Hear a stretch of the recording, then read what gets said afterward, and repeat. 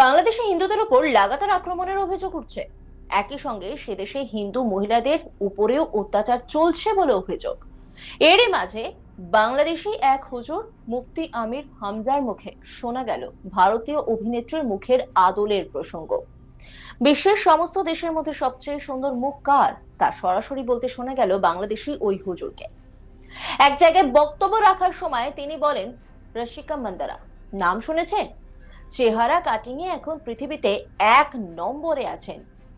একই সঙ্গে রসিকা নিজের সৌন্দর্যের প্রদর্শন করছেন এমনটা দাবি করে তার সমালোচনাও করেন মুফতি। তিনি ঠিক কি বলেছেন এটা শুনে নেওয়া যাক। এখন সবচাইতে বিশ্বে সুন্দরের তালিকায় যাদের নাম আছে ১ নম্বরে যে মহিলার নাম পাওয়া যাচ্ছে, ইন্টারনেট ঘাঁটবেন, ১ নম্বরে বিশ্ব সুন্দরী দুনিয়া না, ২৫৭টা রাষ্ট্রের ভেতরে চেহারার এই কাটিংটা সবচাইতে সুন্দর যার, রশ্মিকা মান্দানা নাম শুনেছেন? চেহারার কাটিং এ এখন পৃথিবীতে ১ নম্বরে আছে। এই মহিলার দিকে একটু আল্লাহর নাম নিয়ে তাকাবেন, দেখেন তো কি সুন্দর করে আল্লাহ তারে বানিয়েছে। এর চাইতে তাহলে শতগুণে সুন্দরী ছিল আমাদের আদি মাতা হযরতে হাওয়া আলাইহিস সালাম।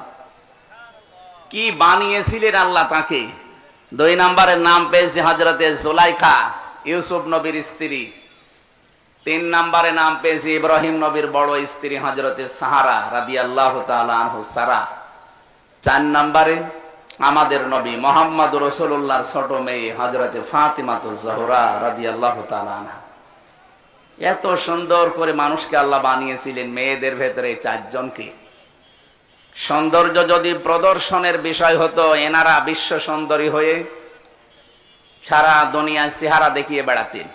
অথচ এই বিশ্ব সুন্দরীর তালিকায় যাদের নাম পেলাম, হযরতে ফাতেমা জীবিত অবস্থায় তো আছেই, মরণের আগেও স্বামীকে বলেছিলেন আমি মারা গেলে তাড়াতাড়ি করে আমারে কবরে দিয়ে দিও। বেশি মানুষ খবরও দেওয়ার দরকার নেই, মানুষ হয়তো কাপড়ের উপর দিয়ে আন্দাজ করতে পারে নবীর মেয়ে এরকম মোটা ছিল, এরকম পাতলা ছিল। নিজের চেহারাকে, নিজের পর্দাকে কত গুরুত্ব দিয়েছে তারা। আজ একটু চেহারা ভালো হলেই মানুষকে দেখান আপনি মানুষ। মুফতি আমির হামজার এহেন মন্তব্যকে ঘিরে তোলপাড় পড়ে যায় বিভিন্ন মহলে, ওঠে বিতর্কের ঝড়। অনেকেই তার সমালোচনায় সরব হন, এরপরে বাধ্য হয়ে ঢোক গিলতে হয় তাকে, প্রকাশ্যে সমাবেশের ক্ষমাও চাইতে হয়। সেই সময় মুফতি দাবি করেন উদাহরণ দিতে গিয়ে রশিকার প্রসঙ্গ টেনে এনেছেন তিনি, যদিও তারপরেও রশিকা নিজের চেহারা প্রদর্শন করছে বলেই কার্যত মনে করেন মুফতি আমির হামাজ। এক্ষেত্রে সংবাদ মাধ্যম তার মন্তব্যের অপব্যাখ্যা করেছেন বলেও এক প্রকার দাবি করতে শোনা যায় তাকে। তিনি ঠিক কি বলেছেন শোনাব আপনাদের।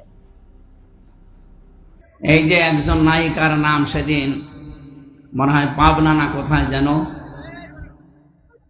হযরতে হাওয়া আলাইহিস সালাম, তার চেহারার যে বর্ণনা আল্লাহ কোরআনে কারিমে দিয়েছেন, তাফসীরের ভেতরে পড়েছি, তারা বিশ্ব সুন্দরী ছিল। তাদেরকে বলা যায় হযরতে জুলাইখা, ইব্রাহিম নবীর বড় স্ত্রী হযরতে সারা রাদিয়াল্লাহু তাআলা আনহা এবং নবীজির মেয়ে ফাতিমাতুজ জোহরা, তারাই পৃথিবীতে সুন্দরী ছিল না? তাদের মতো সুন্দরী করে আল্লাহ কাউকে বানায়নি, এবং কিয়ামত পর্যন্ত এত সুন্দর মানুষ আর আসবে না। কিন্তু তারা কি আমাদের মতো এভাবে রূপ সৌন্দর্য প্রদর্শন করে বেরিয়েছে? বলেন। আমি এই উদাহরণ দিতে গিয়ে বলেছিলাম যে এখন যারা বিশ্ব সুন্দরের তালিকা, এই যে দূরে কি ফিশান নাকি নাম, রশ্মিকা, এগুলো আমি পড়েছিলাম, যুগান্তর পত্রিকায় দেয় মাঝে মাঝে, পেপার পত্রিকা পড়ে দেখেছি যে এদেরও তালিকা আসে, এদের যে চেহারা দেওয়া থাকে, কোথায় হযরতে হাওয়া আলাইহিস সালাম আর কোথায় এই নায়িকা।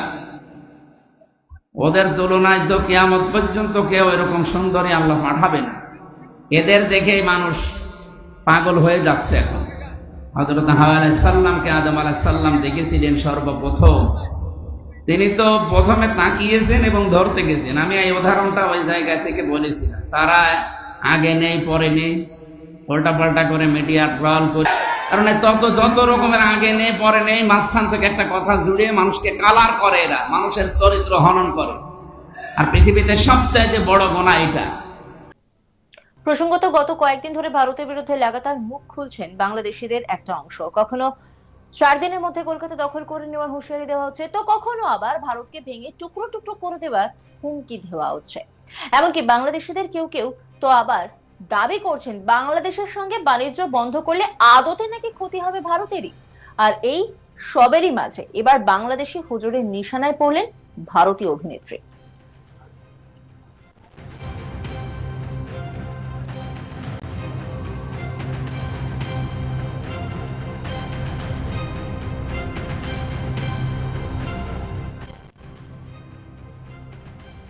বাংলাদেশে হিন্দুদের উপরে লাগাতার আক্রমণের অভিযোগ উঠছে। একই সঙ্গে সেদেশে হিন্দু মহিলাদের উপরও অত্যাচার চলছে বলে অভিযোগ। এরই মাঝে বাংলাদেশি এক হুজুর মুফতি আমির হামজার মুখে শোনা গেল ভারতীয় অভিনেত্রীর মুখের আদরের প্রসঙ্গ। বিশ্বের সমস্ত দেশের মধ্যে সবচেয়ে সুন্দর মুখ কার, তা সরাসরি বলতে শোনা গেল বাংলাদেশি ওই হুজুরকে। এক জায়গায় বক্তব্য রাখার সময় তিনি বলেন, রাশিকা মান্দারার নাম শুনেছেন? চেহারা কাটিং এ এখন পৃথিবীতে 1 নম্বরে আছেন। একই সঙ্গে রাশিকা নিজের সৌন্দর্যের প্রদর্শন করছেন এমনটাও দাবি করেন তিনি। আর তারপরেই সমালোচনার ঝড় ওঠে। তিনি যে কি বলেছিলেন শোনাবো আপনাদের।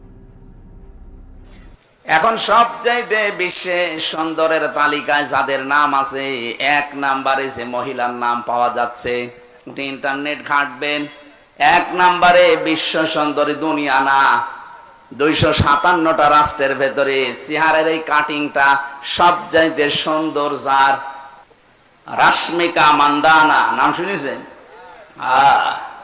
চেহারার কাটিং এ এখন পৃথিবীতে 1 নম্বরে আছে।